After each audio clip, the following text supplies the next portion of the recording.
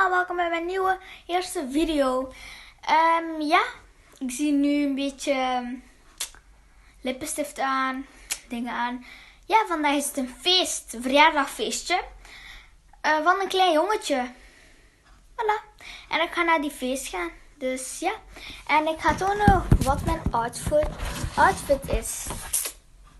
Kijk. Een lange witte broek.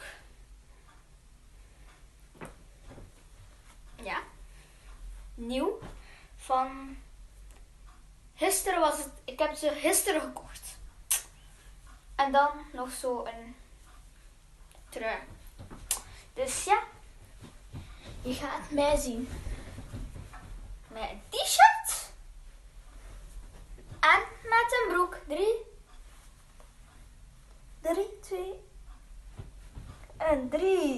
2, 1.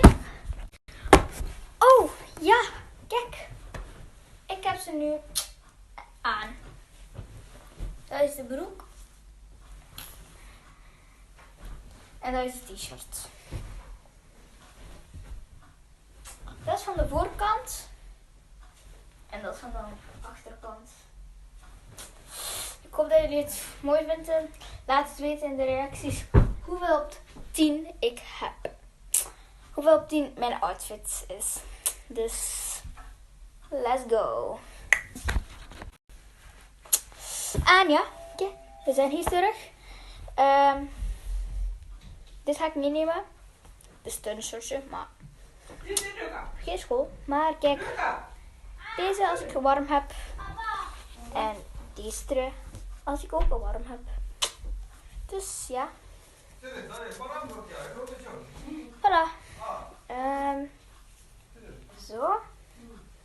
Ik ga dit twee meenemen. En ja, doei.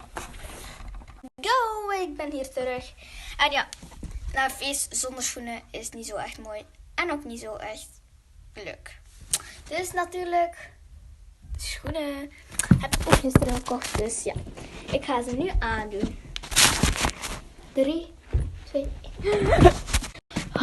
Oh ja, ik heb mijn schoenen ook al aan. Dus ja, ik zie je straks. Doei! Oké, ik ben hier terug in de auto.